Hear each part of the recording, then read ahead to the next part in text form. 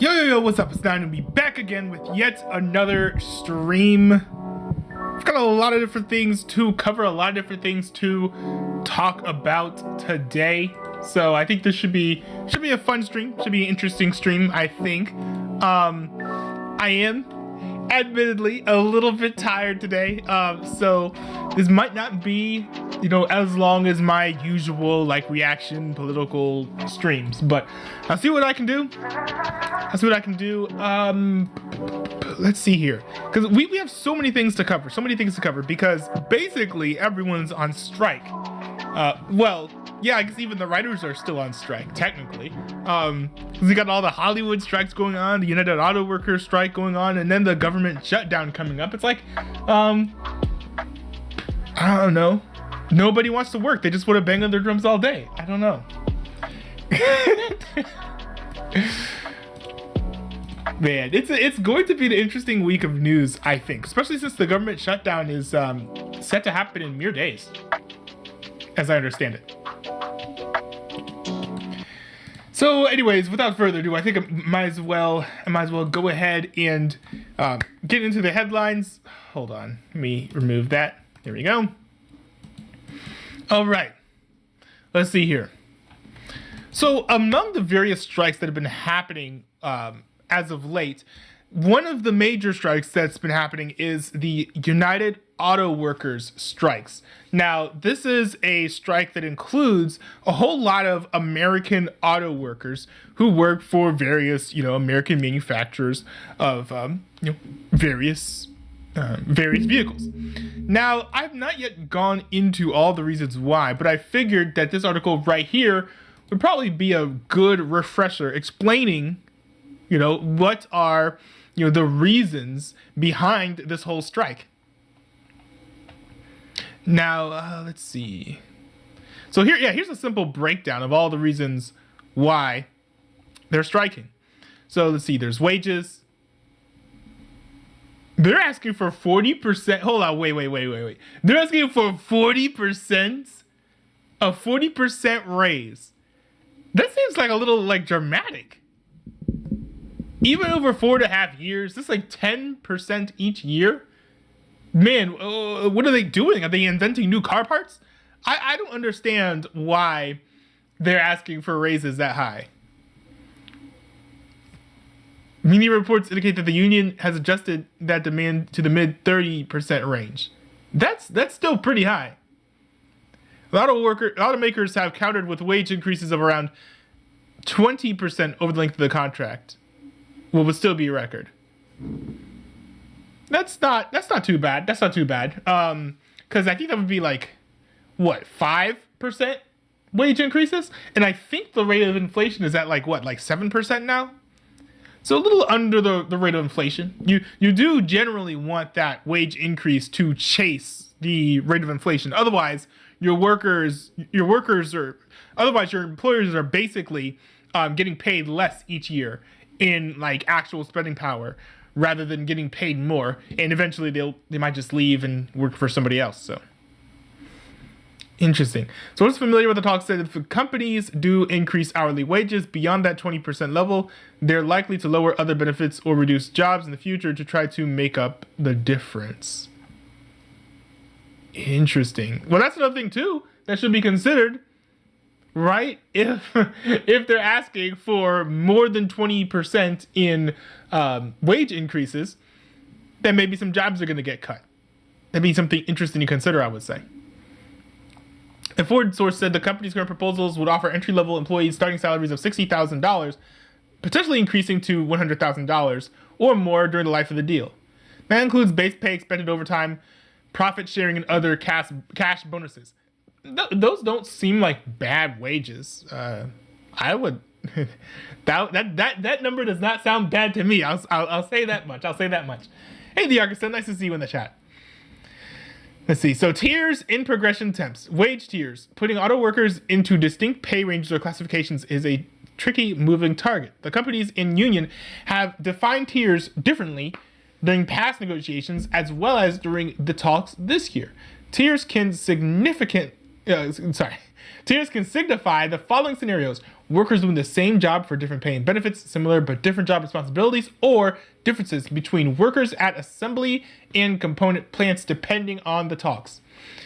The UAW has called broadly for, quote, equal pay for equal work, end quote. It's a cornerstone of the group's platform, while automakers have historically argued for pay to be based on seniority, job classification, and responsibilities.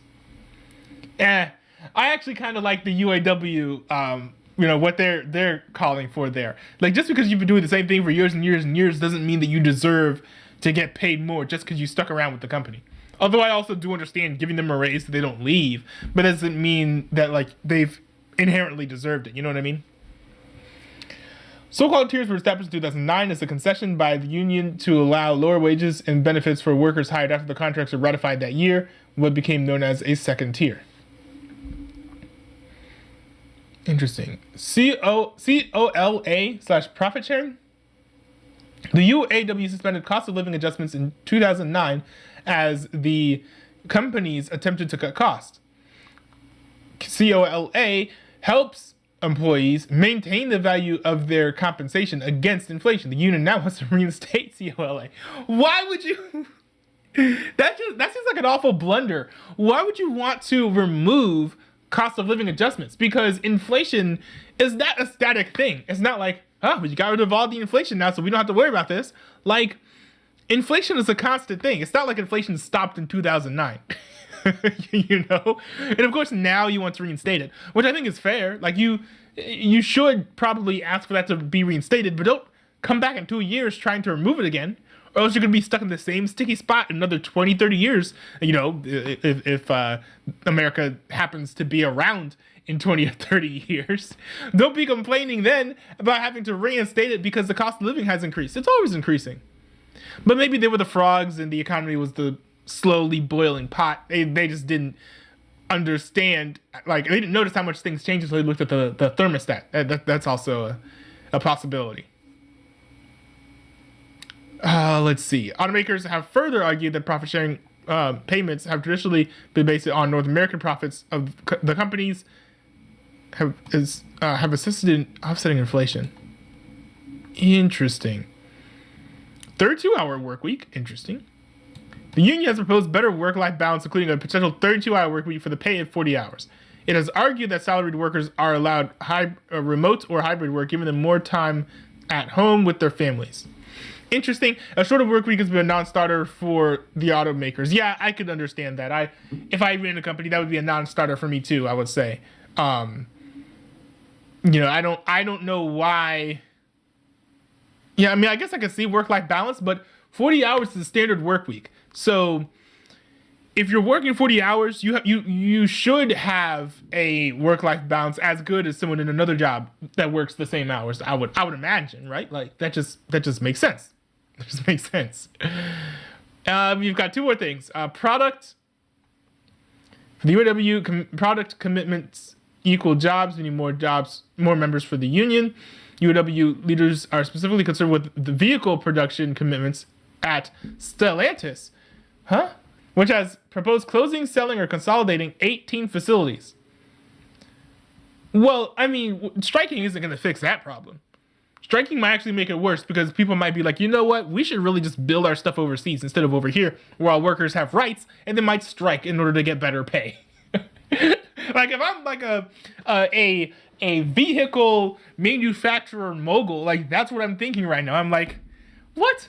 Man, these pesky United States citizen workers, like, man, having all these rights and stuff, it's so annoying.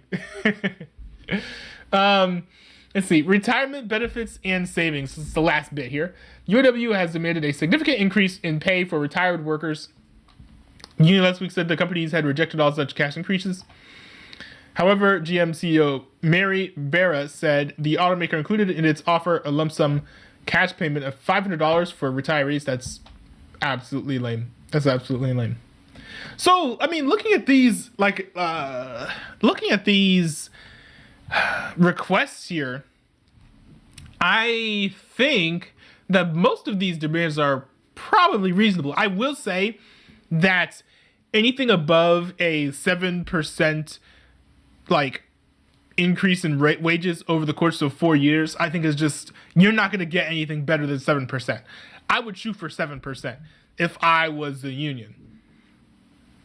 But pretty much everything else, I think, other than the 32-hour work week as well, I think everything else seems pretty fair, right? And if the union squeezes long enough and they refuse to budge, just like what happened with the Writers Guild strike, I think the companies will probably just fold over and cave to the workers' demands.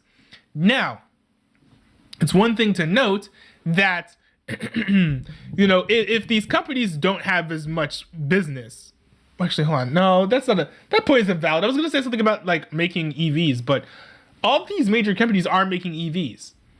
It is an interesting talking point that people are like, oh, this is the fault of Joe Biden with all of his like all this EV legislation. But these companies are making EVs, as I understand them. So I don't know if that impacts things too strongly. But anyways, the deadline is Friday. So it will be interesting to see if these companies cave and what effect this has on the economy, because we've been seeing so many strikes lately. I think that it is one major sign that the economy is going down and that we could be headed towards a recession or a depression. So it'll be interesting to see if that triggers it, and what the effects of such a depression or recession would be. So interesting. All right. Now we're going to talk about the writer strike, of course, with Arkenstone in the chat saying hello there, quoting Star Wars. That's fitting. That's fitting.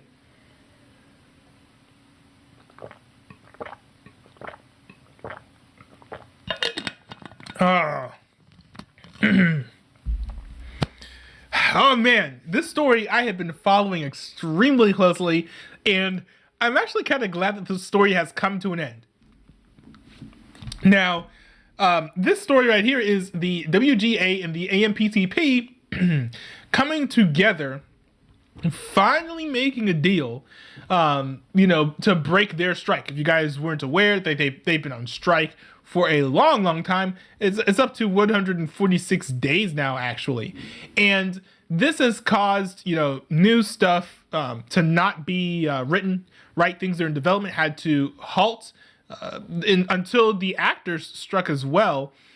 There was just a lot of doubt about the future of television and movies, and then once the actors struck, even more doubt was cast about the future of television and movies in the short term. But now things are looking a little bit clearer. Now things are looking a little bit brighter, because now we see a path forward, right? The things that the actors were asking for were very similar to what the writers were asking for, and the Hollywood studios finally reached an agreement with the writers. So let's see. Oh, this is a nice little picture. Nice little picture of all the people sitting around by a circle. Sitting around in a circle. Okay.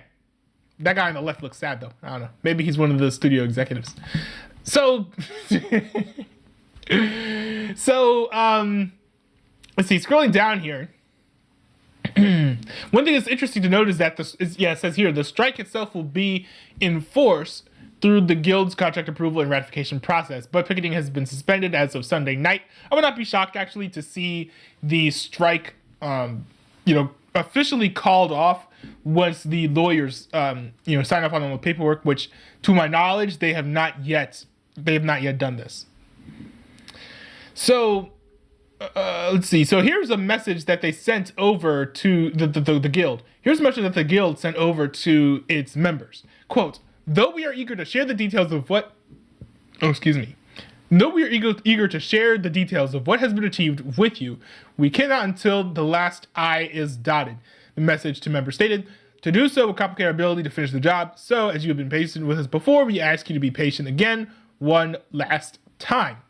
Now, that kind of to me is like, I'm like, oh man, like I'm a swiper who has to do no swiping or something, because I'm kind of curious to see what all of these concessions are. The last remaining concession, at least from the reporting over the weekend, was over AI. Now, I do think that the writers are a little bit too scared of AI. I think that the writers should be allowed to use AI however they want to, maybe not being dictated by the studios, and studios shouldn't be able to have, Chat GPT ghostwrite stuff for them, nor should they be able to, if they see someone using AI to write a script or something, pay them less because of that. I don't think that any of that's fair, but I do think that some AI should be allowed to be used, because I do think it does have some interesting applications, right? Like I've seen the idea floated around that, something like Chat GPT could be used to help writers write themselves out of corners that they've written themselves into.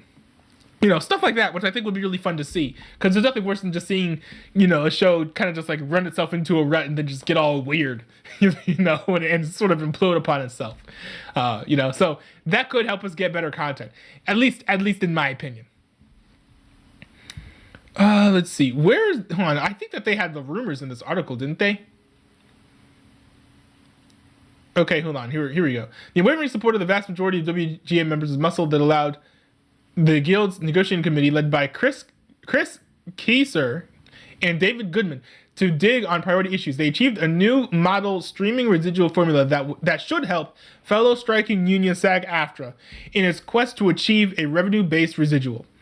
Now, the interesting thing about this is let's read a little further. The WGA's formula amounts to a bonus system based on predetermined high bar performance benchmarks for individual titles, but is nonetheless more than industry dealmakers predicted the Guild would secure when the first round of WGA AMPTP talks began in earnest last spring. Well, the thing is that sorry, I didn't mean to bump this. But see, the reason why they got what they wanted was because they refused to actually negotiate. They just stood there and then let the studios come to them because, and this is one of the things that the conservatives have actually gotten right about covering this strike, is that the studios need the actors and the writers more than the actors and the writers need the studios. We've got indie studios now. We had the A24 and Angel Studios building up tons of goodwill with the WGA and SAG-AFTRA to the point where they were able to get exemptions to continue filming and shooting things for stuff like The Chosen and upcoming A24 films, while the rest of Hollywood was left to lie stagnant. And now we see A24 is now coming out with a movie with Nicolas Cage. So if this deadlock lasted forever, then these indie studios would be eating Hollywood's lunch. And in 2 years, all the blockbusters would be like Angel Studios and A24 films.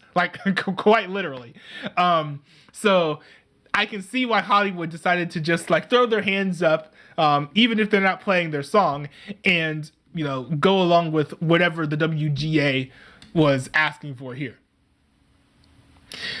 Let's see. But, one thing that's interesting is these streaming services had not really wanted to share raw numbers of the viewership of their titles. And I think that stipulation right there will require them to do this. So it will be interesting to see what the market reaction is when they find out, oops, maybe not as many people are watching, Velma or whatever, or Rings of Power, right, as we thought they were. So the market reaction to that news is going to be fascinating, I think. So I'm kind of almost sitting on pins and needles, just the needles at this point, but I'm almost sitting on both to see what the reaction is going to be to both to all of that. Anyways, the sides are also believed to have come to a compromise on the minimum staffing issue by setting up a formula for a minimum number of writer hires that adjusts on a sliding scale depending on the number of episodes produced per season. That's also an interesting point. I do hope that we end up getting more shows with longer seasons now, because the type of television that gets you 10 to 12 episodes a season is very different than the type of television that you get with 20 to 24 episodes per season. And while I do prefer the series and the seasons that have shorter episodes, because I do think that it means that the quality of each episode is increased, I do think that there is certainly a place for television that is maybe done on a smaller budget per episode, but is quite longer. I do think that there is like a place for that. Like ever since the end of like USA Network's Blue Skies era, we haven't seen like an explosion of shows that have like long seasons like that. And I think that that's like kind of a shame, to be honest. Let's see. Yeah, here's just like a summary of everything that happened. Let's see. Yeah, no other news other than that. So I think this is interesting. I think the other thing that's interesting too is there's a bit of news that ironically, like a day or two before this happened, Amazon Prime announced that they will introduce ads into their Amazon Prime streaming service. Now, I do think that this is interesting, but it shouldn't be surprising because, you know, when you think about it, these people, right, they're asking for residuals. They're asking for residuals, which basically means every time I watch like an episode of a show or something where like somebody shows up on screen, that actress or that actor gets like 1 cent every time I view it, right? Is basically what that means. Where's that money supposed to come from if it's not coming from ads? On broadcast television and cable television, all residual money used to come from ads, right? The advertisers pay for an ad block. Their ad gets played.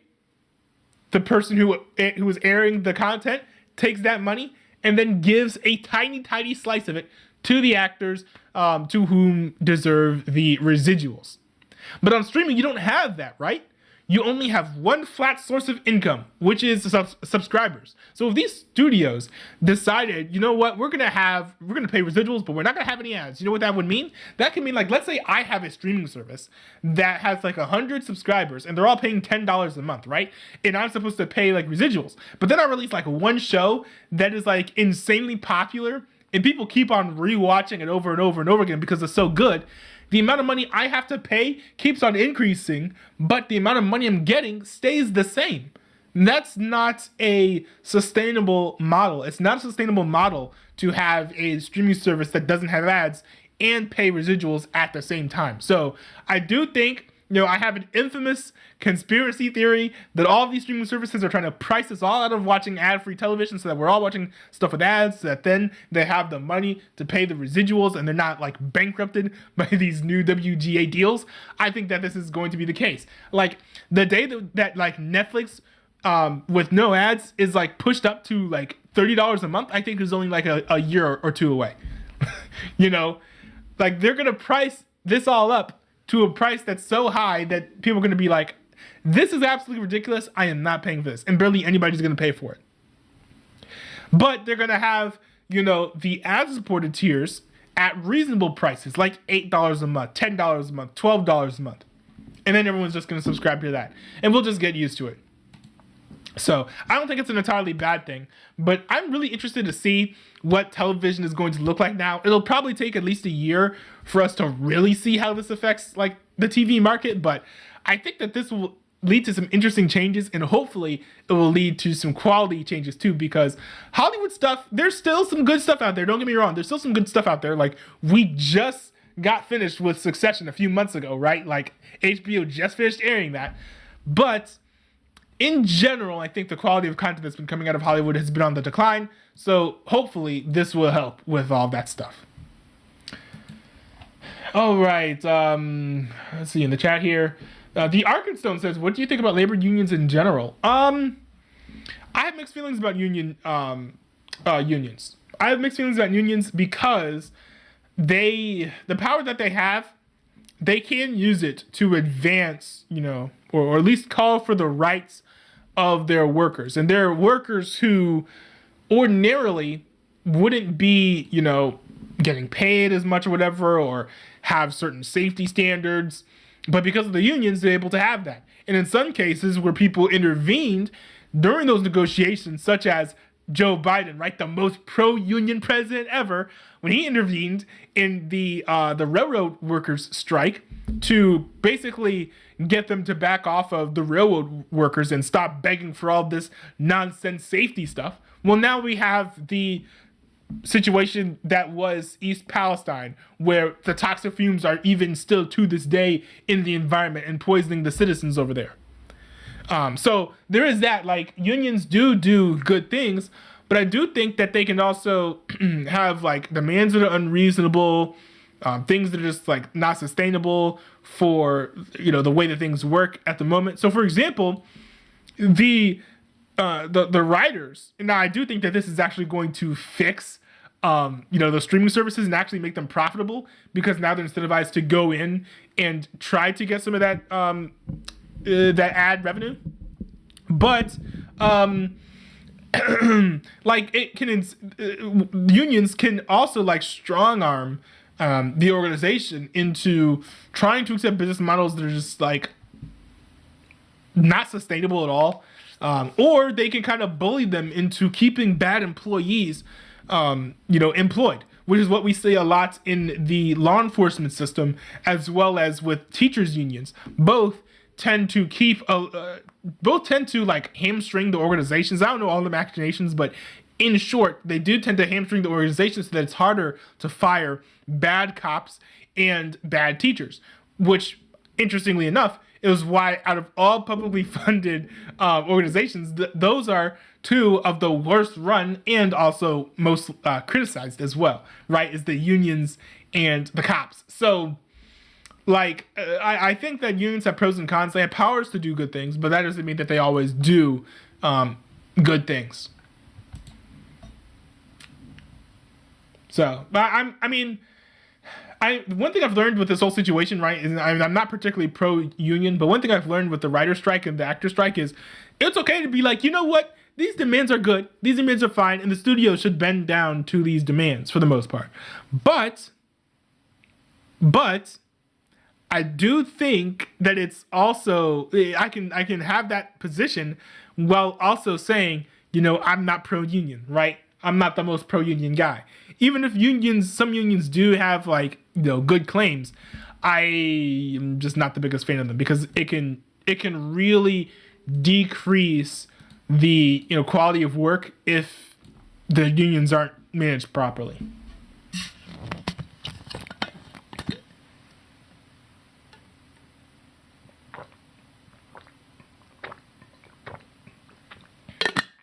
Official Mike said in the chat, hot take, I wish Trudeau loved Canadians as much as he loved Nazis. He gave one a salute in Parliament, no joke, an actual Nazi. I sent you a link in Discord. Liberal Party, more like new Nazi party. Well, first of all, I already caught this. I already caught this and actually already sent you a link into the Discord, so I was kind of hoping that you saw the link I already sent to the Discord several days ago. But I don't know why any of us are pretending to be surprised that Canada is cheering on a literal Nazi soldier when they were literally, during the advent of COVID, sending in horses to trample Canadian citizens and literally jailing like Christians for having church services at church, sending armed guards and policemen to terrorize the Christians, arrest them, or otherwise march them home. Why are we acting surprised that such a Nazi-like regime is out there publicly cheering on an actual Nazi soldier? Like, I don't understand where the surprise is coming from. I guess the surprise is that they're doing it in public, right? But other than that, like, it seems like they work together, right? I would be more surprised if they cheered on an abolitionist.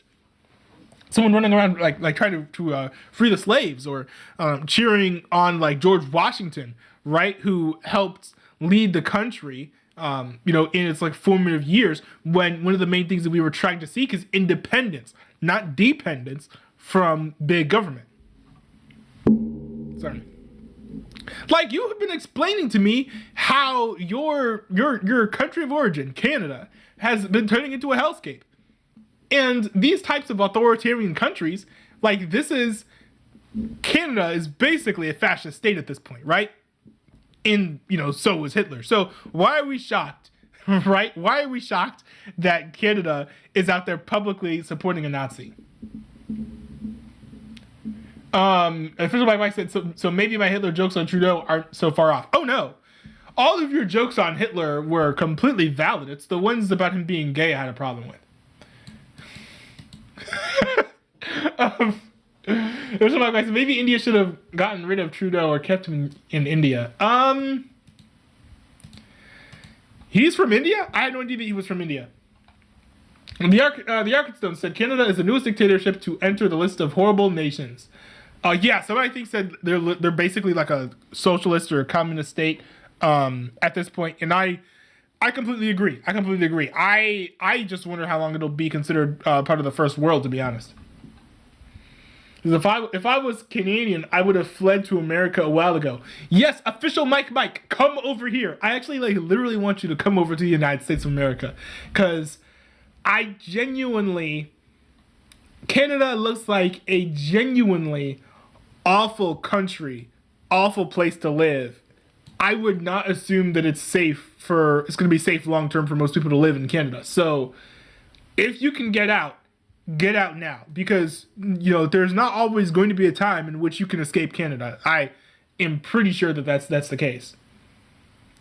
Canada also has communist spies in the cabinet. Yeah, you've been telling me interesting things about potential, rumored, Chinese spies and operatives infiltrating the Chinese government. That all has been very interesting. Like Mike said, Elon hiring in Texas. I don't know if Elon is hiring in Texas, actually. He might be. It's possible. But I don't know if he has any operations going on in Texas either. So I think that would probably be a massive determinant in that. Let's see here. So for those of you who have not been following American politics that closely, there is an impending government shutdown happening. It could be happening right as I speak, to be honest, as this video is going live. But these efforts have largely been led by Matt Gaetz. Now, many people have, such as AP News here, have been calling, this Freedom Caucus hard right.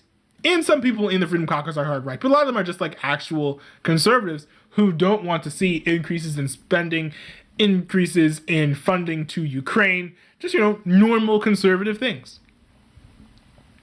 Now, let's see here. There's not a, does this breakdown have a lot of good info? Okay, there's some good info here. Actually, no, there's not a lot of good info here.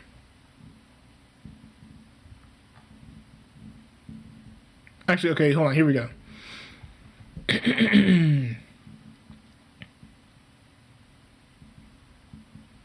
Here's something interesting. It says here, President Joe Biden has been quick to blame the likely shutdown on House Republicans who are intent on spending cuts beyond those laid out in a June deal that also suspended the legal cap on the government's borrowings authority.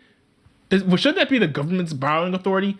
AP literally wrote a style on how to write papers. They should probably write their articles right. Until early 2025. They're back at it again, breaking their commitment, threatening more cuts, and threatening to shut down the government again. I'm just thinking that's probably how he said it. During a recent speech in suburban Maryland, McCarthy faces immense pressure for severe spending cuts from a handful of hard-right conservatives in his caucus, essentially halting his ability to lead the chamber. Many on the right flank are aligned with Donald Trump, the Republican frontrunner to challenge Biden in the 2024 election. They opposed the budget deal the speaker reached with Biden earlier this year and are trying to dismantle it. It's probably good. The Trump has urged House Republicans on pushing them to hold the line against federal spending. Led by Trump ally Matt Gaetz, the right flank has all but commandeered control of the House debate in a public rebuke to the speaker. Late Thursday, the hard right faction pushed McCarthy to consider their idea to shelve plans for a stopgap funding measure called a continuing resolution, or CR, and instead start bringing up the 12 individual bills needed to fund the government.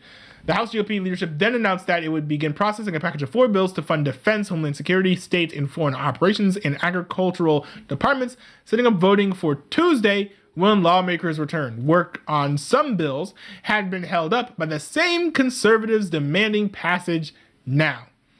Any progress we are making is in spite of, not due to McCarthy. Gaetz posted on social media deriding Speaker for having sent lawmakers home for the weekend. Pathetic. That is actually an interesting call.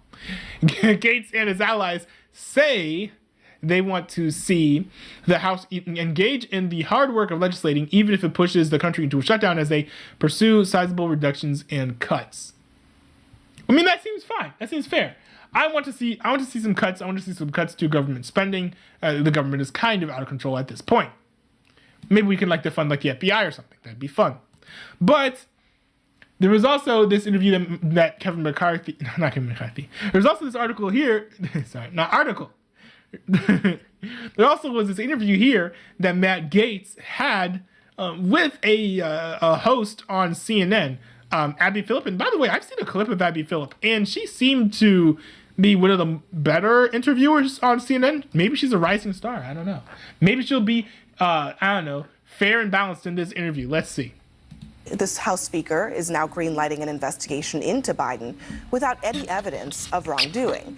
And in moments, I'll speak with the thorn in McCarthy's side, that is Republican Congressman Matt Gaetz, who's threatening to oust the Speaker, in part over this issue. But first, some context. Republicans, they want to know if I do want to see Kevin McCarthy ousted as well, because that dude is a loser. He was barely able to get enough votes to secure his seats. And I think that's kind of showing in barely anyone being willing to follow him anywhere. Not enough moderates are willing to follow him. Not enough Democrats are willing to follow him. Not enough conservatives are willing to follow him. The dude is just kind of a joke. And it's like, he just makes himself look bad every moment that he's just sitting here, unable to lead effectively. President Biden benefited from his son's business dealings. And that is a legitimate question. But the DOJ did spend years investigating Hunter Biden, and so far there has been no evidence that his father did benefit. Meantime, House Republicans in their investigations have presented zero direct evidence to contradict Joe Biden in this interview. Evidence to contradict that.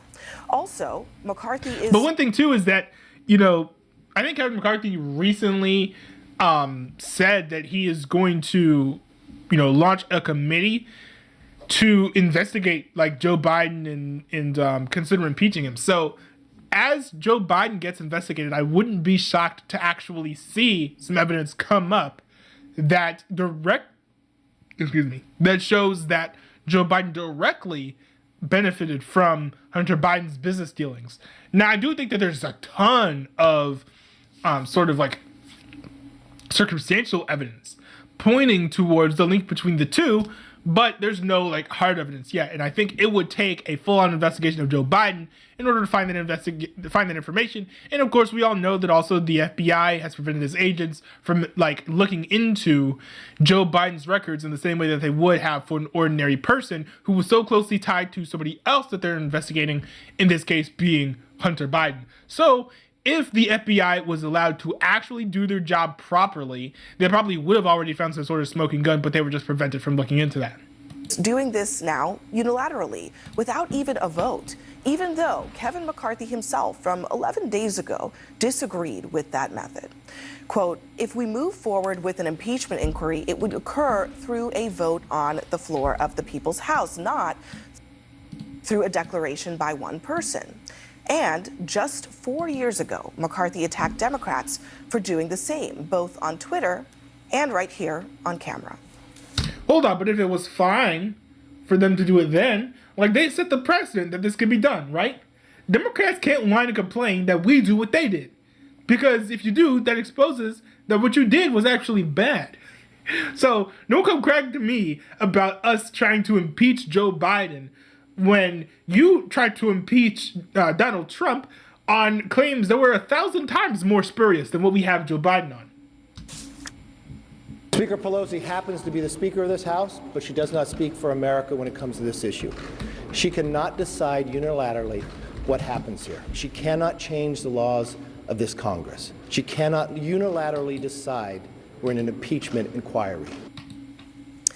And just a note on that, the then Speaker, Nancy Pelosi, she did eventually hold a vote on an impeachment inquiry. So why is McCarthy caving now? Well, perhaps because of Congressman From Florida, Matt Gaetz. I rise today to serve notice. Mr. Speaker, you are out of compliance with the agreement that allowed you to assume this role.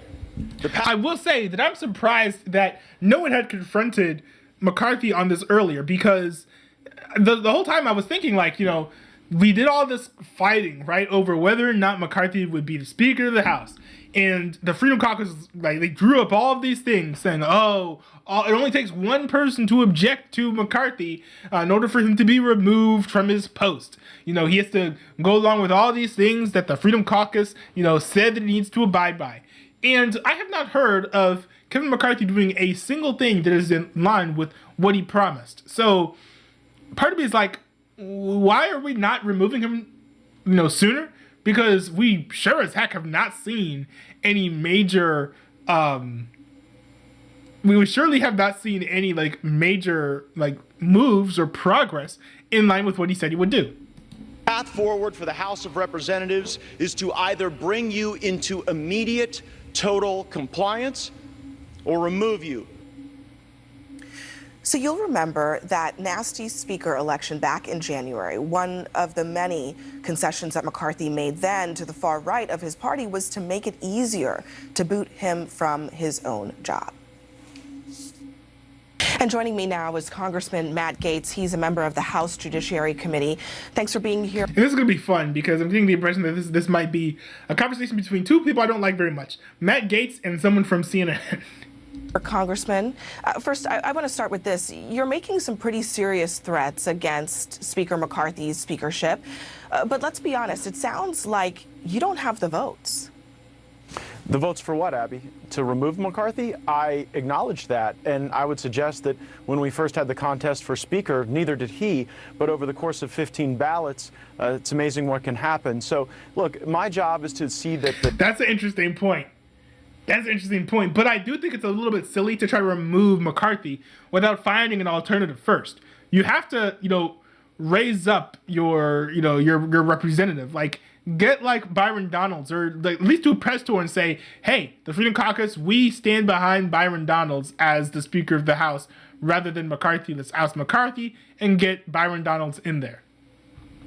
the deal that we made in January is enforced. That's not about impeachment specifically. It's about oversight work, but it's principally about spending. McCarthy committed to have 12 individual appropriations bills passed. We don't seem on pace to do that, and I'm deeply concerned that that he hasn't been faithful to that commitment. If you do trigger this motion to vacate and it does fail, as it sounds like you think it will, don't these threats end up losing all credibility moving forward?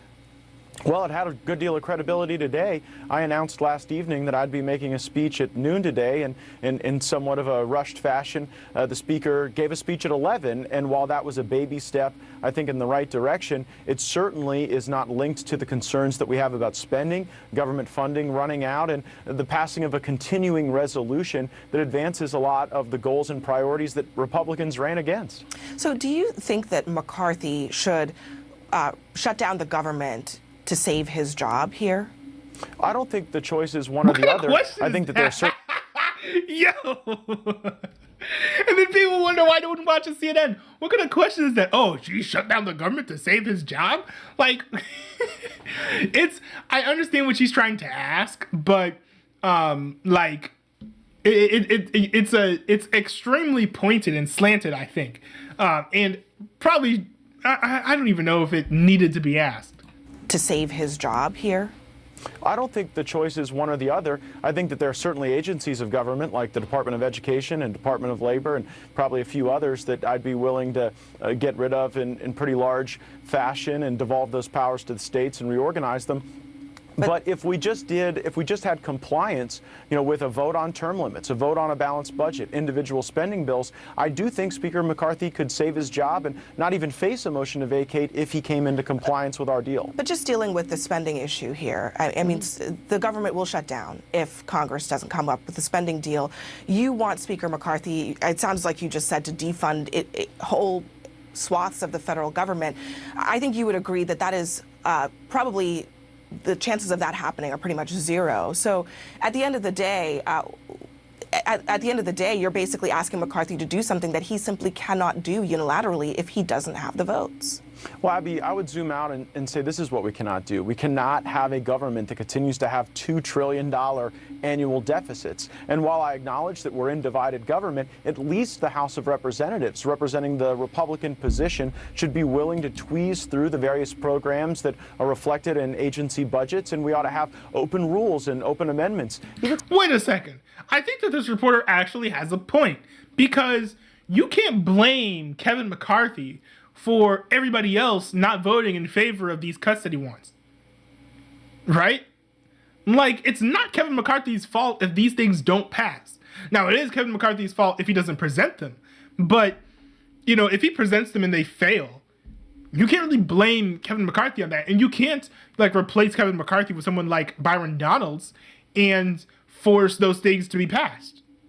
So if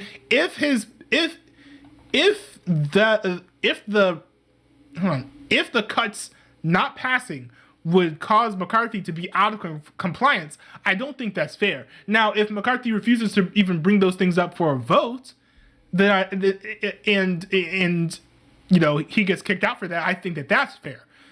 But like, I think it'd also be a way for McCarthy to kind of like show up Matt Gaetz and be like, oh yeah, you want these things? Well, nobody else wants them. He throws them all up there, and then only like the January 6th, the January 6th crew, right, decide to vote in favor of them, and it fails miserably. And then what can Matt Gaetz do now? Say, oh, well, if our Speaker of the House was black, it would have gone better. Like, what can he say at that point? Some of my Democrat colleagues during our speaker contest in January agreed that the reforms we were seeking would actually democratize power in the House of Representatives for everyone, and I would hope that that would remain the standard no matter which party was in control. But you attempted to kind of use the same sort of leverage when it came to the budget deal earlier this year. By your account, you've criticized Kevin McCarthy for being a part of that deal with the White House. It sounds like that leverage just simply didn't work. What makes you think that this time will be any different? I'm concerned it won't be. You're right. It was a cascading failure of the 118th Congress that we did a debt limit deal that underwrote a series of bad decisions and didn't provide any wins for the Republican House in divided government. I mean, I would argue it's also a failure for your strategy to use leverage. Listen with his opinion. Isn't she, at least the way that she's speaking, I think that she's supposed to be trying to be like taken seriously as like a news person, but then she just like throws in these like wild accusations when he doesn't say what she wants him to say. Like, what is this? I would argue it's also a failure for your strategy to use your leverage as an individual member to put pressure on Kevin McCarthy. So why are you doing the same thing over and over again?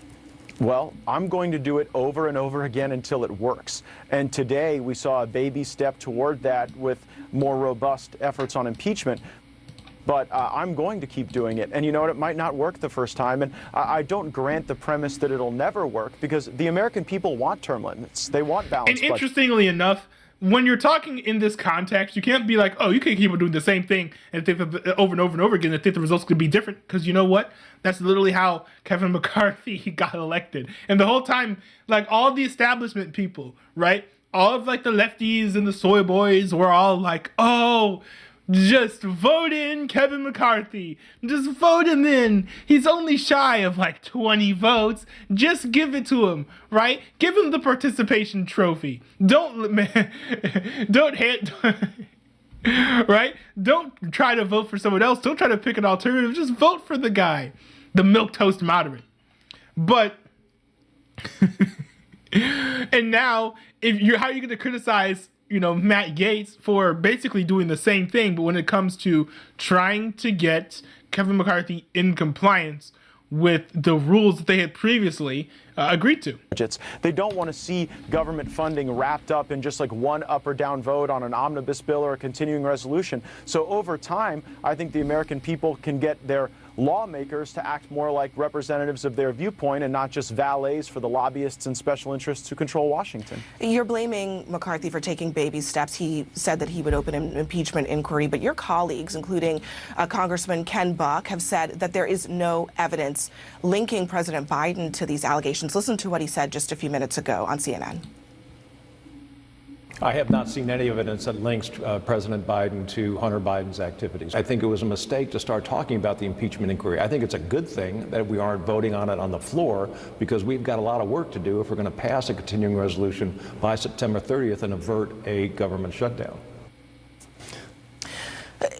I mean, he makes an important point that, in addition to what he said there are not the votes to support an impeachment inquiry into President Biden, and yet you continue to push Speaker McCarthy on that.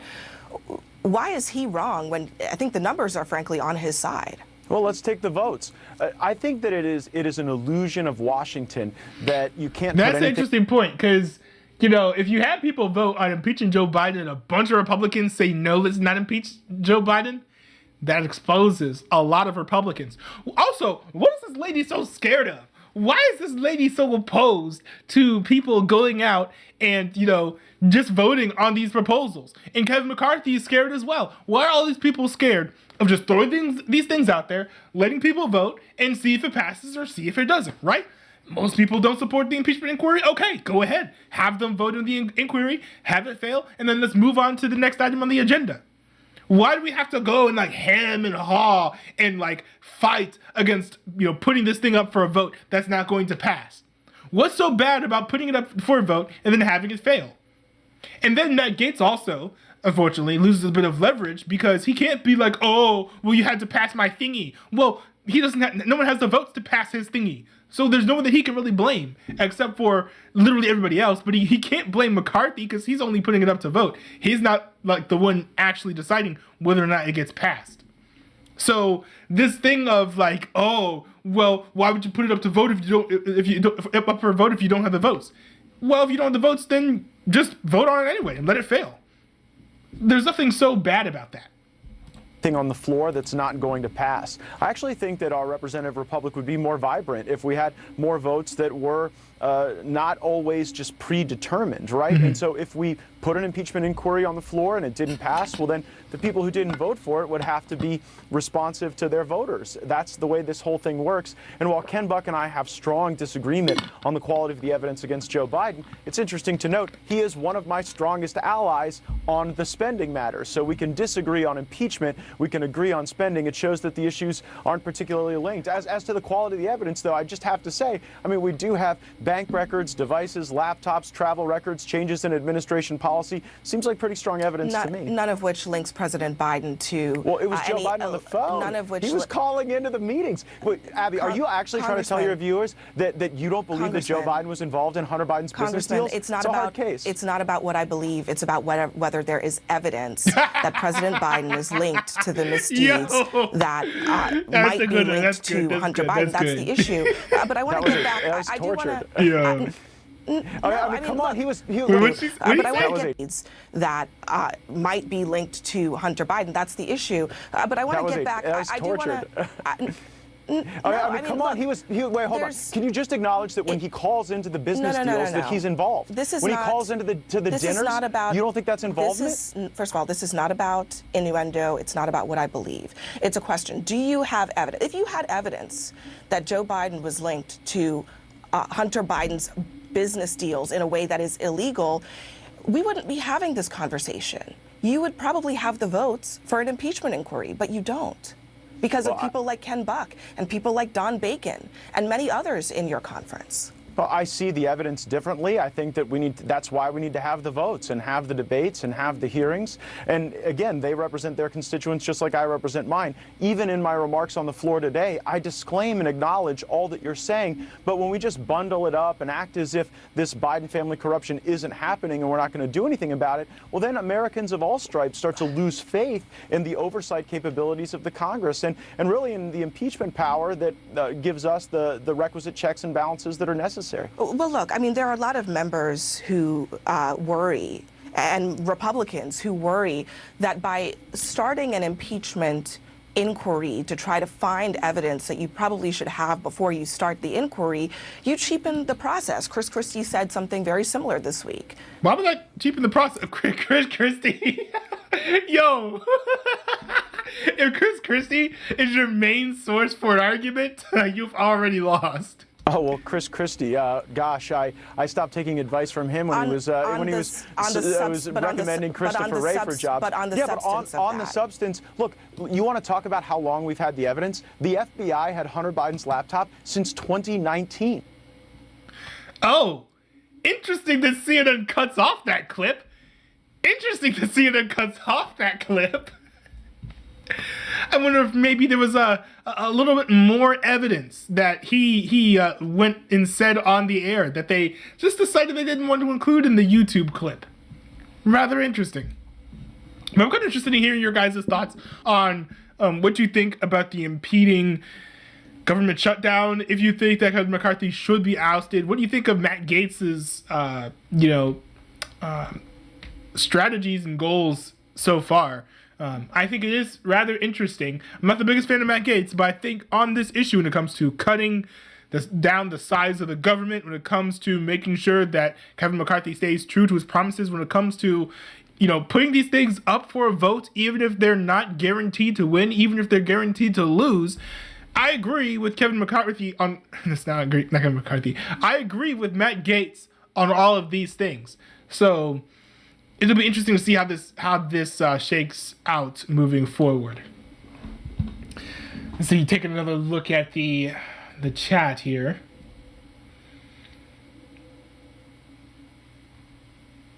Original Mike said the environmental minister. Hold on, let me see. Let's shut down. Okay, so official Mike says, let's shut down the government. Don't forget the donations to Ponzi scheme Ukraine. Yes, that's one thing too. I think that one of the cuts that people are looking for is a cut in donation to Ukraine, money towards Ukraine. Now, I don't know if it's a Ponzi scheme or not. I haven't gone that far down the rabbit hole, but I do know that we're sinking money into a war that where's the progress, man? I don't know where the progress is in the war in Ukraine. There was also that report that said that, wasn't there the report that said that Russia already won the war from an insider in the White House that said something anonymously? Now, of course, that is a rumor. Let me see if I can find it. Russia won the war in Ukraine. And I'm not like a Jackson Hinkle acolyte, but this is an interesting report. Russia's already won. White House media are lying about Ukraine. Now this comes from Substack. So basically anyone can write a Substack. So this doesn't necessarily mean that it's true, but this is the original source of it. But anyways, the quotes from the official are as follows.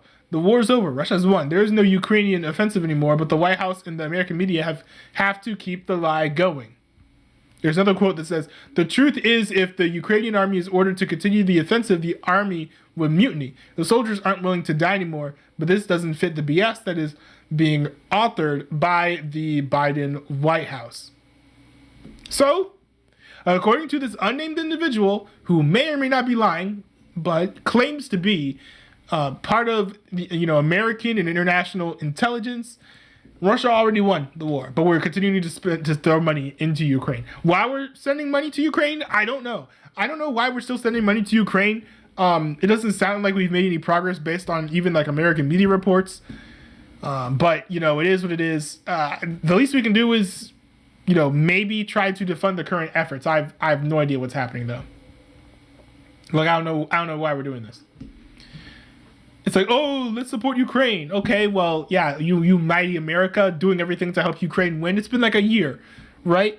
What do you have to show for it except for some dead Ukrainians? Like, come on. It's really sad. It's really sad.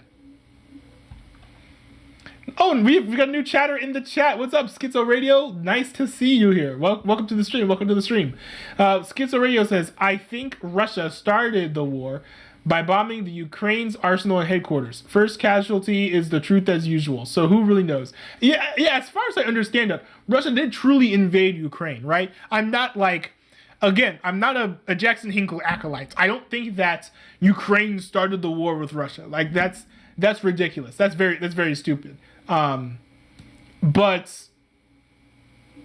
that's very stupid. But I think it's a bit foolhardy to say that this is a successful endeavor, because it's really not. It's really not. We're spending how many hundreds of millions of dollars to Ukraine for what victories? What victories exactly? None that I can tell. It's because already says we aren't sending the money, they are. The government hasn't repped the people in decades, or ever really. Then, well, you've got to vote better. Vote harder next time. You need to vote harder next time. But for real though, we cannot absolve, as American citizens, we cannot absolve ourselves completely of the guilt when it comes to the actions of our elected representatives. Because, hey, guess who elected them? We did, right? Like, we cannot blame the people that we voted for what happens when we vote for them, right? There are so many incumbents that just need to be removed from office. And I'm not talking violence. I'm talking about voting for somebody else next time during the nomination process. But we keep on voting for the same people over and over again because of the jerseys that we wear, right? Because we're on team red or team blue. We just decided to vote for the red team because we're Republicans. Or the people who are Democrats are like, oh, we're going to vote blue because we're on the blue team. Meanwhile, the people are going out there, going onto the field, being like, yeah, woo, and then scoring own goals. Like, what? These people are not doing what you want them to do. Stop voting for them.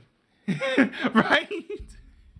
Like, if you're going to complain about the government, at least vote differently. Don't vote in Donald Trump and be like, oh man, it sucks what Donald Trump did to this country. Don't vote for him next time then. Right? Or at the very least, when it's time for re-election, be like, I'm not going to get fooled again. I'm not voting for this dude again. Like, I'm not voting for whoever it is, whether it's like Nancy Pelosi or Ron DeSantis. I'm not voting for these people again. Like, that's the way that it should be. Not, oh, I'll just roll over and vote for the nominee. I'll vote for whoever the media tells me is most likely to win. No. That's why when we're watching these GOP debates, I'm like, okay, Vivek Ramaswamy, that's my guy. And people tell me, oh, Vivek Ramaswamy can't win. Like, half of the reason why people think Vivek Ramaswamy can't win is because they spend too much time looking at the mainstream media and not enough time talking to their fellow citizens and looking at what their fellow citizens are actually posting on social media as far as who they support. Right? After the GOP debate, the number one trending person from the first debate, was Vivek Ramaswamy. It wasn't Mike Pence. It wasn't Nikki Haley. It wasn't Tim Scott. It wasn't Donald Trump. It was Vivek Ramaswamy. So there are people who will look at the media and be like, oh, everyone likes Nikki Haley, so I guess I'll vote for her if Donald Trump keels over. But they assume that just because the media is saying that the person's popular, that means the person is popular.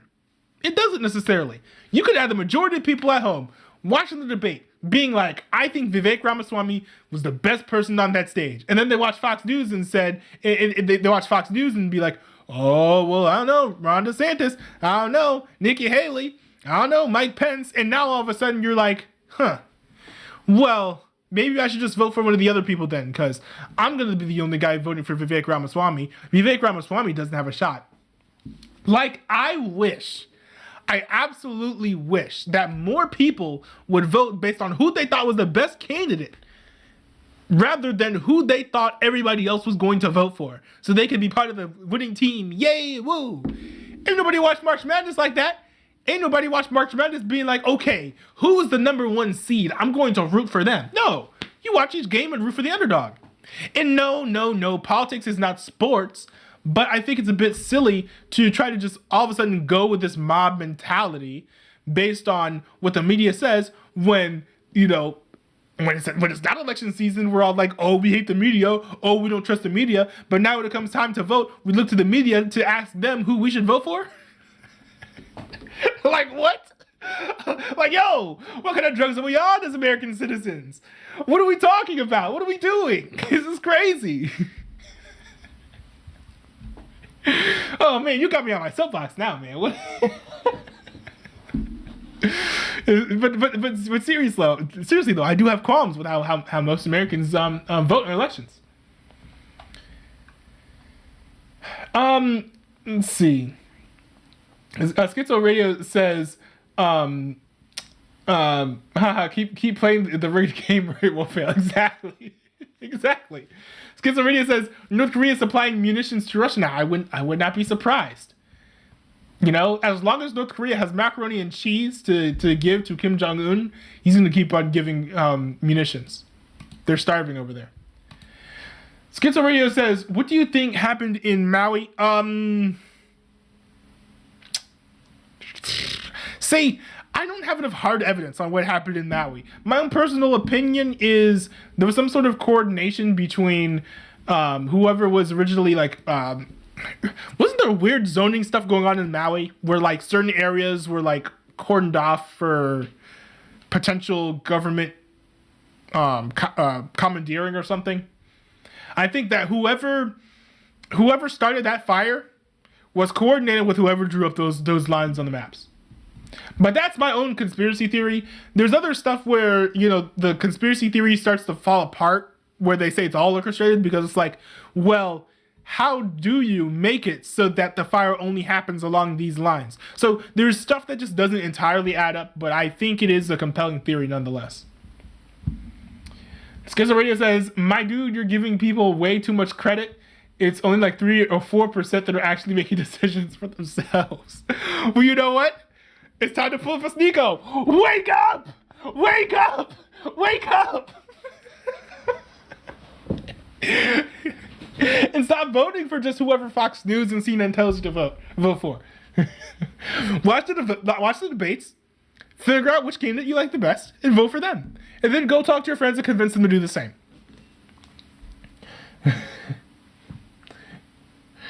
The Stone said, I would not be surprised if the establishment would be trying to clean out challengers like Ramaswamy to protect their corruption practices. Oh, yes, absolutely. We just saw a few days after the first GOP debate that people were accusing Ramaswamy of, being in league with George Soros because he took a scholarship one time when he was in college. Like, this stuff happens all the time. Mainstream media, social media, major political parties, people like pulling strings to try to manipulate the elections. Now, I don't think that this usually happens on the Republican side as much as it happens on the Democrat side, but I'm pretty sure it's going to happen on the Republican side as well. The artist said it could have been a naturally caused fire that went wild that was poorly contained. I mean, it was pretty well contained within those lines, my friend. Like, to say that the fire in Maui was poorly contained, it's a bit ridiculous when you look at the maps of, how convenient, the path of the fire was.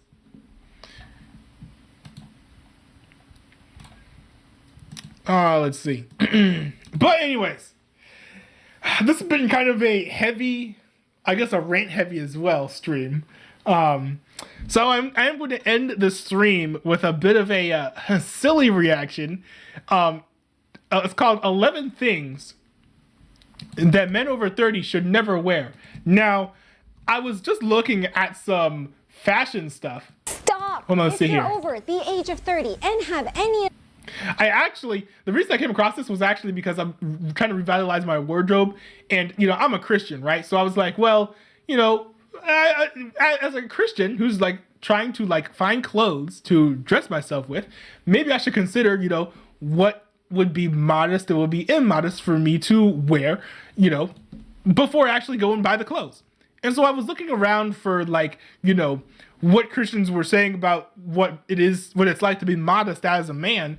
And I didn't find many videos, but I did find this video just in the suggestion, which of course showed up because there were just so few actual videos about modesty for men, which is an interesting phenomenon in and of itself. But I noticed the like and dislike ratio specifically. This has a 14.4 like to dislike ratio. 14.4. In case you guys don't know math and you went to public school or something, that's pretty low. So I figured that I would go ahead and react to this video and see how ridiculous these things must be in order for it to have a 14.4% like to dislike ratio. Stop! If you're over the age of 30 and have any of these items, then odds are you look like an immature... Wait, hold on. age What is of that? 30 and have any of these items, then odds Okay, the watch in the center. There's a really cool like metal edition of the G-Shock that the Casio released. Now, unfortunately, it costs like $70 or $80, which is like a little bit pricey for me. I might be able to budget into my budget within like a couple months or so, but it looks fire. Man, do not hate on the Casio watches. Like, bruh. are This you is look 5 minutes in and we already found a fashion L. What are you doing? like an immature teenager to most people. We don't want that. Hey you, I know for a fact that men struggle with this item because Now, if she says streetwear, I do agree. Streetwear is for teens with rich parents who make bad money decisions, right? If you're in college and you're wearing streetwear, stop it and get some help. Now, some streetwear looks fine, but I'm talking about like the heavy hype beasts. Like, bruh, like, nah, fam, that ain't it. That ain't it. I see it almost daily. Shorts. Now, it is essential that you know which shorts to wear as you age. The following 4 varieties do not work for guys over the age of 30. Number 1, cargo shorts. They're too baggy, too long, and truly no one. Why not? What? I feel like the older a man is, the more likely it is that their shorts are cargo shorts, and they work fine. Needs that many pockets unless you're hitting the trails. Number 2, basketball shorts. So these are too baggy, shiny, and Okay, I actually do agree that if you're not playing basketball, you should almost never wear basketball shorts. It's kind of weird. It's like if you're just gonna like walk around wearing like, I guess for women, right? It's like walking around wearing just like a workout attire. It's like, to me personally, like I just think that it's like kind of weird. It's like, why would you do this? It's like if you were gonna walk around with like a baseball helmet. Like this is gear for working out or playing a sport. Why are you wearing it in just like casual use? I understand that it might be comfortable, but you can wear, shorts that are made out of a similar material but aren't explicitly basketball shorts as these obviously are. way too floppy to wear off the court. Number 3, short shorts. These are an instant no-no. Believe it or not, there is such number 3. Short shorts. Okay, I agree with the short shorts, but y'all did my man dirty. That's Donald Glover, man. You did my man dirty. Although, I think people of his status do just tend to overdress to a point where they look kind of clownish. But yeah, it's not the 1980s anymore. Let's get rid of the short shorts. These are an instant no-no. Believe it or not, there is such a thing as revealing too much. What is this? What? This has to be a meme. There cannot be real dress short shorts. That can't be real. What? Guys, number 4, last but not least, jorts. No matter how many thrift-loving influencers try to make them happen, they're never going to happen. Your go-to many thrift-loving influencers try to make them. I don't know. Chat, you tell me. Do jorts work? Tell me if jorts work, because I'm kind of torn on this one, actually. I'm kind of torn. I feel like they could work. In a certain circumstance, we have to be wearing a very specific type of outfit. Generally, I wouldn't go for it, though. I think it's a high risk. It's a high risk piece, I think, to go with. Them happen. They're never going to happen. Your go-to shorts should be flat front chino shorts. They're fitted, but not too tight. Chinos are fire. I recently discovered these like a month or two ago. They kind of hit the spot. And they go with absolutely everything. Definitely grab these wardrobe essentials in a couple of neutral colors so you can build plenty of outfits with them.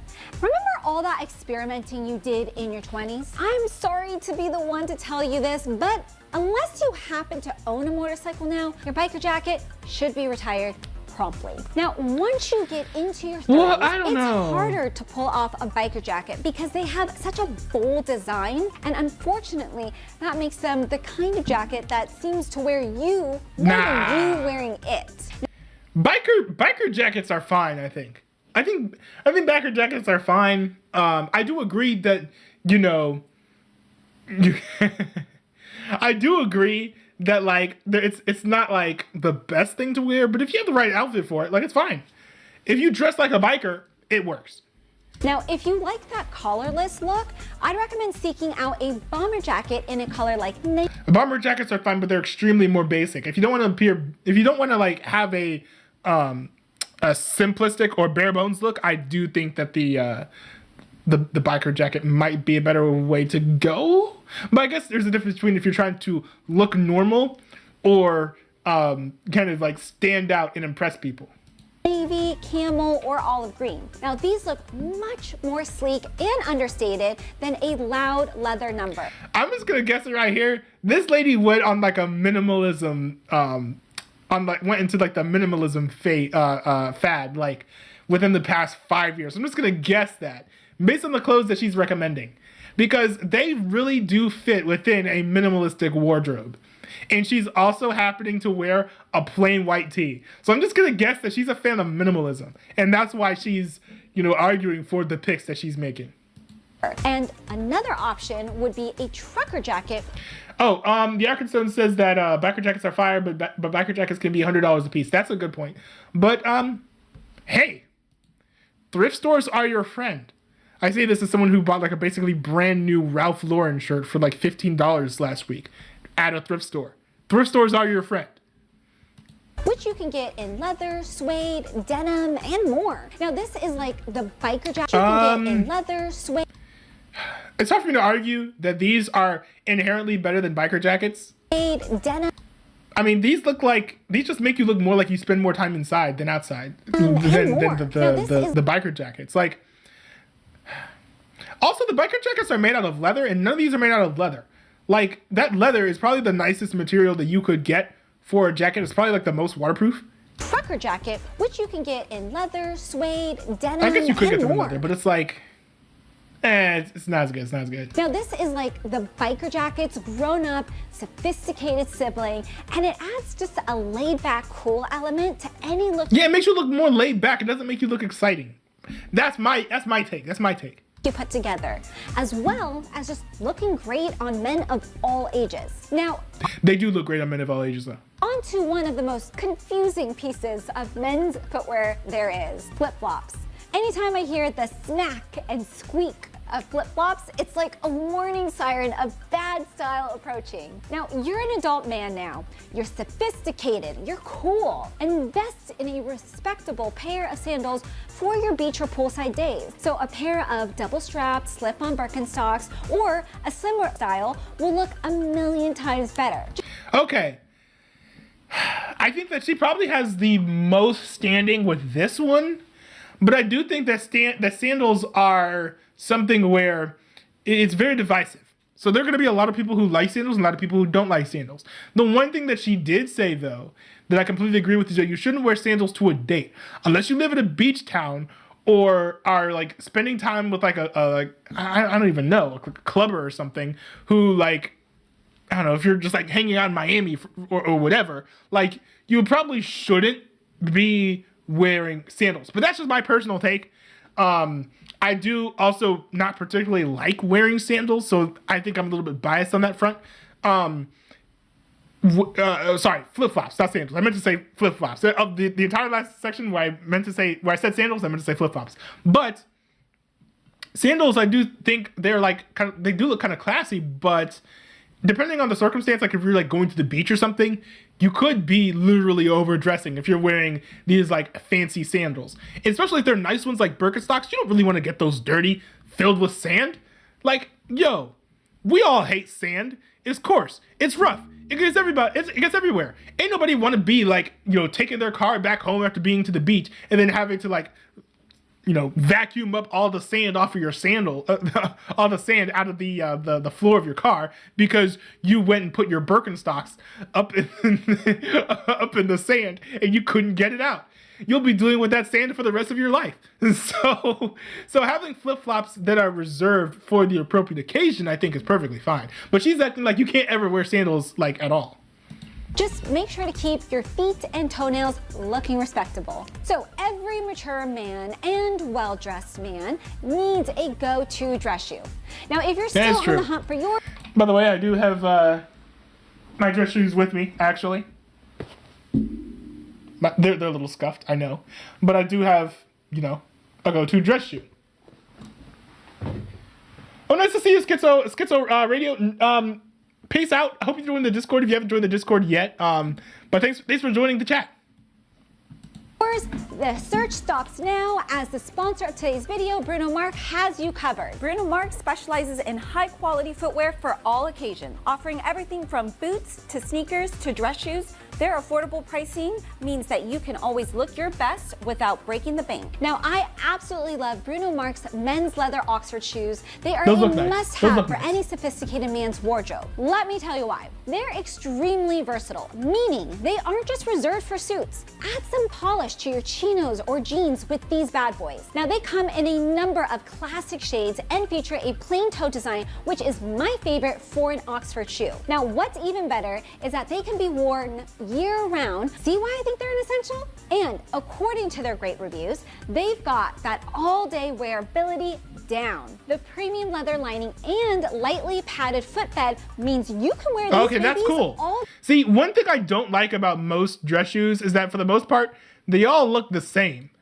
Like, there are a million, billion, trillion dress shoes that look just like that. The reason I picked these dress shoes is because they're different. Because they don't have any laces. Now, I did want one to have like an actual functioning buckle, but I couldn't find one, so I didn't get it. I saw one that had a fake buckle. I was like, I don't want a fake buckle. So that's kind of where I lie on that.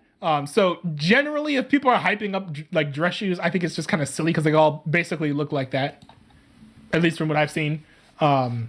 People overhype the basic dress shoes way too much. reviews, they've got that all-day wearability down. The premium leather lining and lightly padded footbed means you can wear these babies all day long with total comfort. Plus, at a price point of under $50, what more could you That's ask pretty for? good. I mean, these shoes have Also, why does she have a book in the right-hand corner that says nude?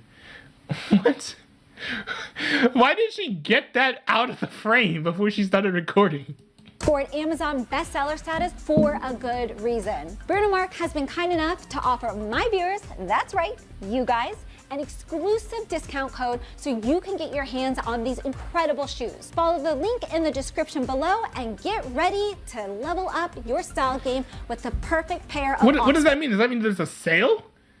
She said use this code so you can get the shoe, but can you just get the shoe by just like going to the website without the link? Or a code? I'm confused. But if you can get a sale on shoes that are MSRPing at $50, like that's a pretty good deal. So it's a 3-month-old video, but if that deal is still on, I would actually recommend buying that if you need more dress shoes. Let me tell you right now, wearing huge, bulky sports watches is doing you and your outfits no Okay, favors. if those That are the bright types red of I think that the one in the middle, the watch in the middle works. And I think that if you get the G-Shock in black, it's not as bad. But I actually kind of agree with this take. I agree with this take because it's just like, it's not just bulky. It just looks all like blocky and weird. I'm not a fan of the style, personally. G-Shock you love so much actually makes you look off-putting as you get older. And instead of aging you down, it makes you look a lot older than you are. Also, I mean, it's super maybe. garish and loud and immediately steals attention away. Garish. Garish is the perfect word for it. This looks extremely garish. Look at this. You won't find a shoe more garish than this unless I have like, pulsating RGB lights all over the front and the side. From the rest of your look, which is the last thing an accessory should do. Now, if you need a watch like that for work, that's fine, but hopefully it comes off with your work attire when it's time to look your best. So, What do you do? Like a blue collar job? Like where you need a watch like that? I mean, I suppose. But I mean, I guess I work office jobs, so I mean, I'm not seeing people wearing G-Shocks for work. instead, a simple wrist swatch with a leather metal strap is truly all you need to cover yourself on the timepiece I front. agree. It's a mature, fashionable transition out of the statement watch, and if you choose right, Best it'll be take. totally timeless. Best take Get so it? far. Speaking of accessories, a belt is an essential menswear item, but there are so many ways men in their 30s get it wrong. One primary offender is Yo, you know what belt you should get? You know what belt you guys should get? Check this, check this.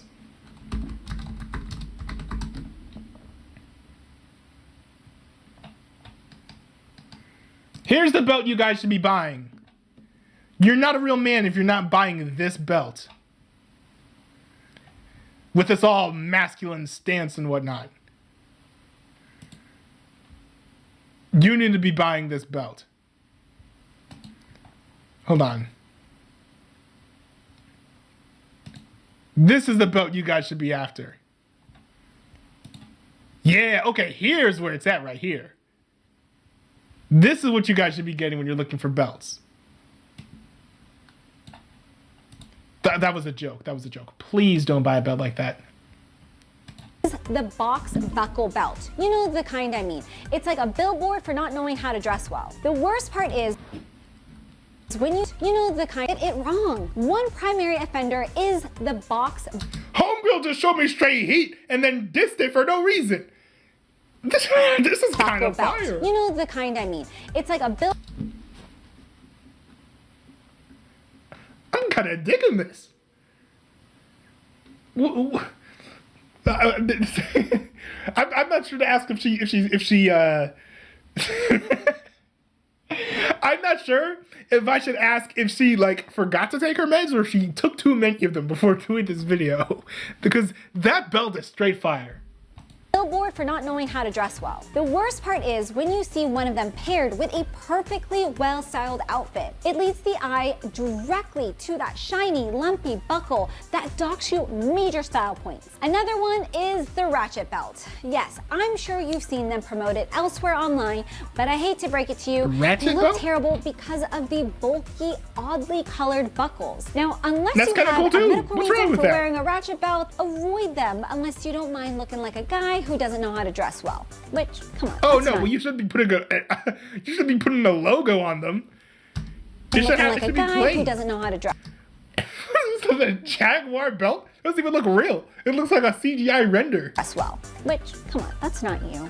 If you've been watching this channel for any amount of time, you know my feelings about this one. And if you haven't, let's just say that I'm not a fan of athletic socks.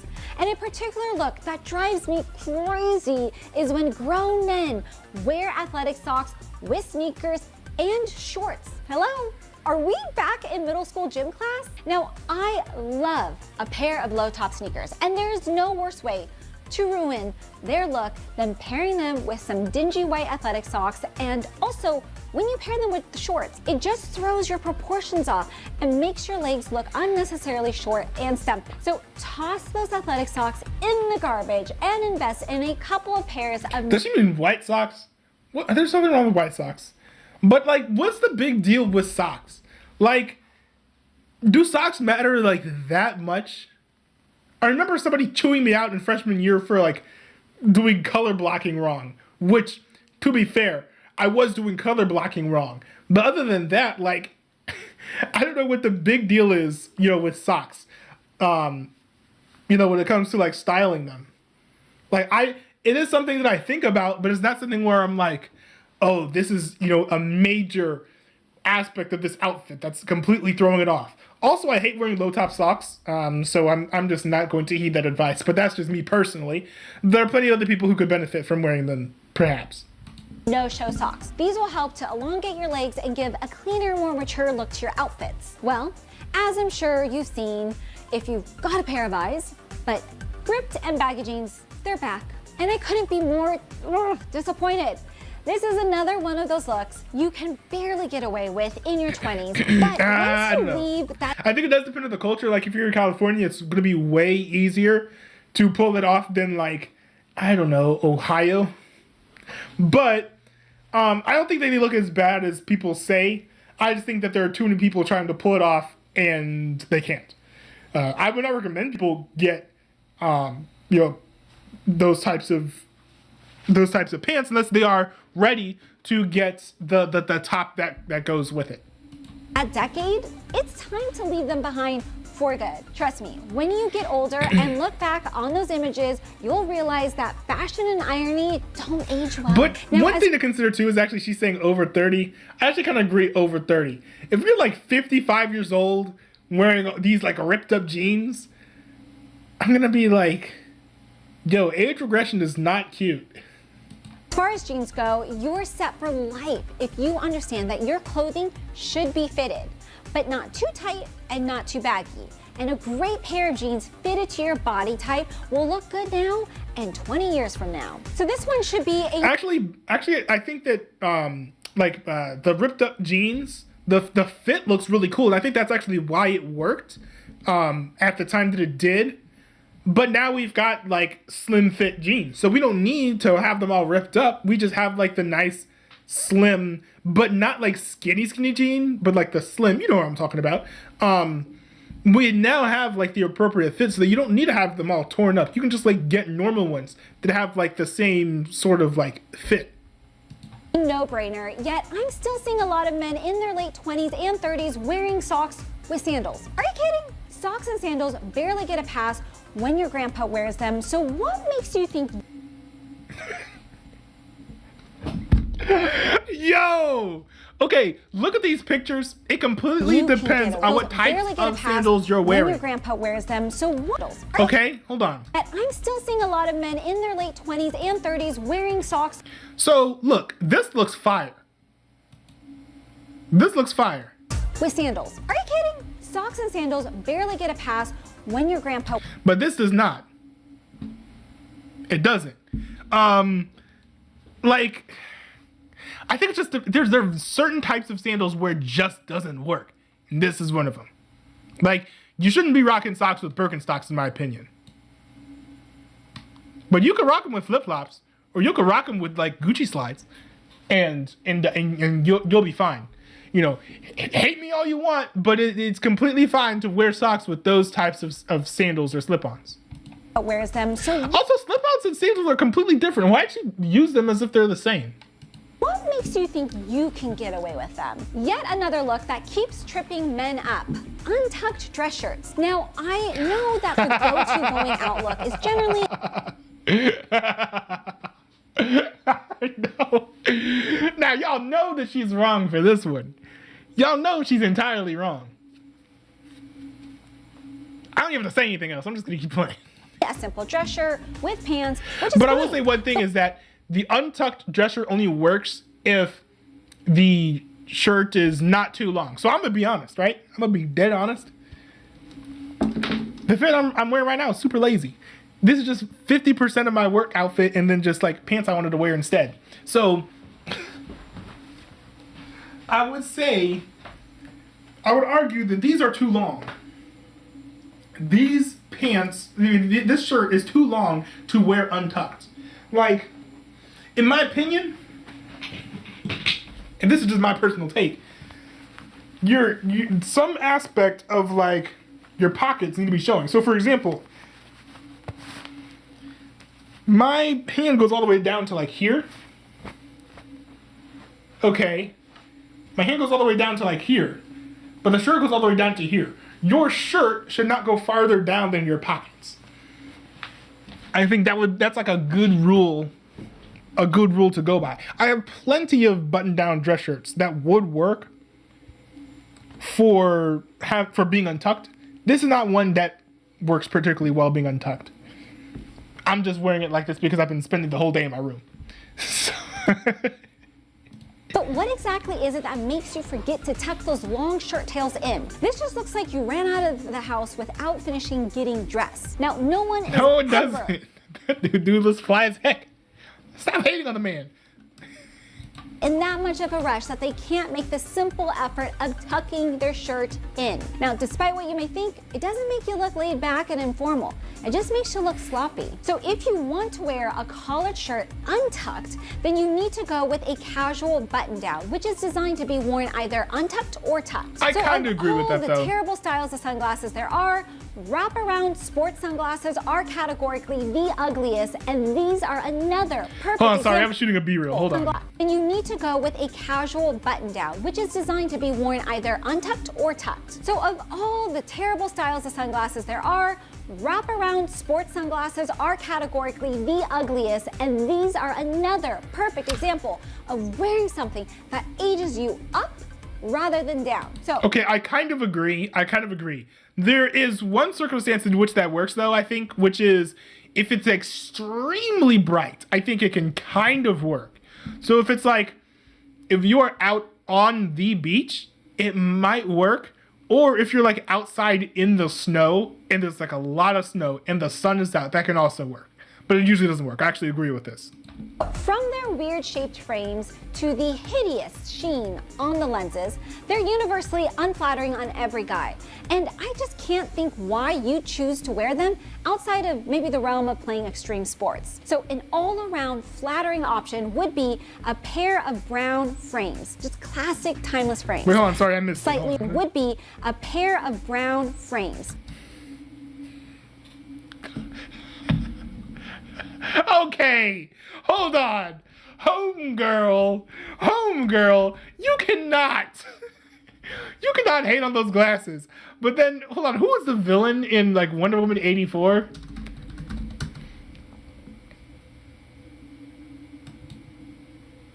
Hold on, who was the villain in Wonder Woman 84? Woman 84 villain. Okay, Pinterest actually is not working as a Google Images replacement today. Hold on, where is it? Where's the woman with the... Hold on, there we go. You cannot... I'm sorry. This just is not... You cannot recommend glasses that look like they came out of like 1973 and say those work.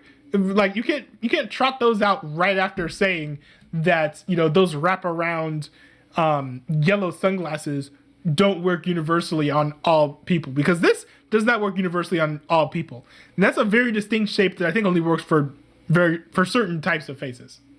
Just classic timeless frames. Slightly rounded lenses usually look great on every face shape, and sunglasses like these are far from an attention-grabbing accessory. They complement the overall composition. But those are all of the very flattering different option sunglasses. Would be a pair of brown You can't tell me that pair of sunglasses frames. Just classic timeless frames. Slightly rounded lenses usually look great on every face looks just like that type of glasses. shape, and Look just like that type of glasses. Those are all different.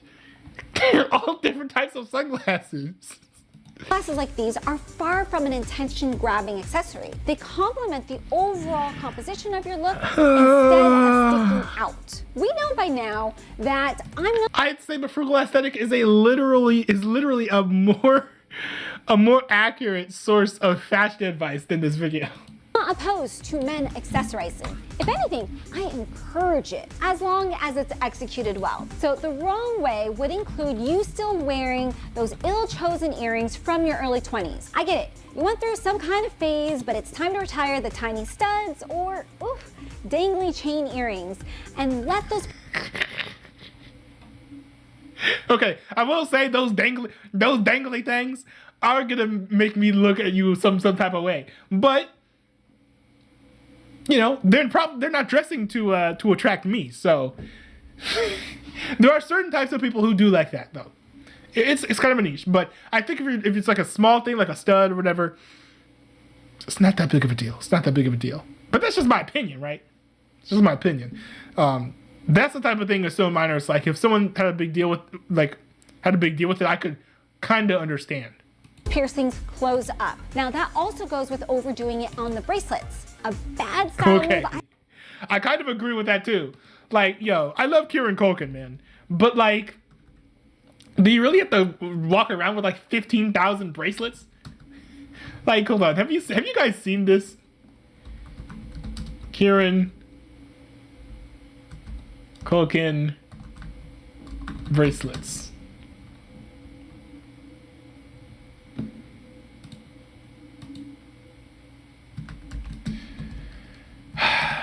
I don't know why this is so hard to find.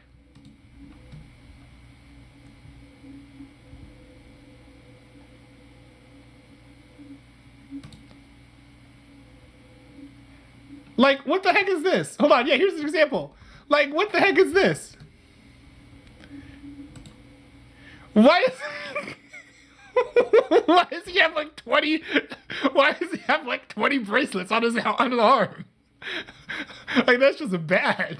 I see a lot of adult men committing who frankly should know better. A simple chain bracelet or metal cuff is great, but wearing the whole store on your wrist is where we have a problem. Don't overcrowd your outfit with accessories. You know, she's actually got a 50% rate. Like, some of this advice is good. Less is always more. Now I want to see what these comments are. I want to see these comments are. As a man over 30, I wear whatever I want because I'm an adult that can decide for himself. And the only person that really needs to be happy with it is myself. Men don't ever let a woman change you because she'll always be disappointed with the results. Always be yourself and dress the way you want to.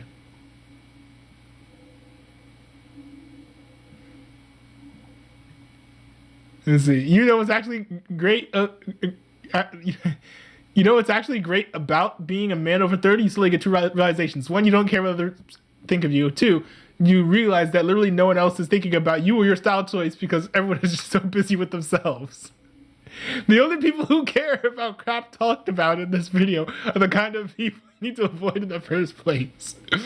That's a little bit harsh. It's a little bit harsh because, you know, trying to get good fashion sense is something that matters. It's not like, oh, if you're trying to have good fashion, then you are just caring about everybody else's opinion. Like, I think that it is good to touch up your fashion if you can. The most important fashion a man can wear is his confidence. This is also true. This is also true. I am a biker. I have a biker jacket. I'm an engineer. I wear a G-Shock. These are what I am even when I'm not on my bike or at work. I will not change what I am to impress someone else. And the older I get, the more I feel this way. Number 12. Never wear a woman like this on your arm. Okay. Okay. We're ending stream. We're ending stream. We're ending stream. That was the perfect roast. That was the perfect roast. And we're done. Then we're done. We're done. Then we're done. But in all seriousness, that is all that I have for you guys. Thanks everyone for tuning in. We've got some newcomers in the chat. It was nice to see a new face here in the chat. We've got the Arkenstone. Thank you for participating in the chat. Official Mike, shout out to you as well. Nice to see you. I always enjoy your comments. They're always interesting. We have Schizo Radio as well in the chat. You had some very interesting thoughts, and I really liked your commentary. You would be an interesting person to have on my stream, actually. If you join my Discord, I would love to have a conversation with you if you're still watching this. But yeah, that's pretty much all that I got. See you guys during the next stream. I'm debating as to whether or not I will do a live reaction to the second GOP debate or do a reaction afterwards to the GOP debate. I'm kind of 50-50 on it. We'll see. But I'm leaning towards just watching it on my own with family and then watching it with you guys on stream another day. But I will let you guys know in my Discord whether or not I decide to go with one or the other. But until then, peace out.